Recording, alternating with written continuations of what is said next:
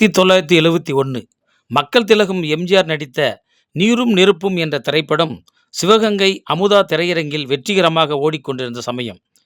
சிவகங்கையை அடுத்த மணவாளன் நகரில் வசிக்கும் ஒரு நிறைமாத கர்ப்பிணி தலைவர் படத்தை பார்க்க ஆசைப்பட, உற்றாரும் உறவினரும் இந்த நிலையில் படத்துக்கு செல்வது ஆபத்து என்று கூறுகின்றனர். ஆனால் எம்ஜிஆரின் தீவிர ரசிகையான அவர் தலைவர் படத்தை பார்த்துதான் ஆக வேண்டும் என அடம்பிடிக்க, அவளது கணவன் வேறு வழியில்லாமல் ஒரு மாட்டு வண்டியை பிடித்து அதில் காய்ந்த புல்லை பரப்பி அதன் மீது பெட்ஷீட் போட்டு மனைவியை பாதுகாப்பாக அமுதா தியேட்டருக்கு அழைத்து வருகிறான்.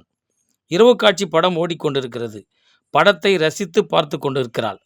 திடீரென அந்த பெண்ணுக்கு வயிற்று வலி வந்துவிட, கணவனிடம் சொல்ல அவன் பதறிப்போய் என்ன செய்வதென்று தெரியாமல் உடனே போய்விடலாம் என்று சொல்ல, அவளோ அந்த வழியிலும் தலைவர் படத்தை பார்க்க வேண்டும் என்று அடம்பிடிக்கிறாள்.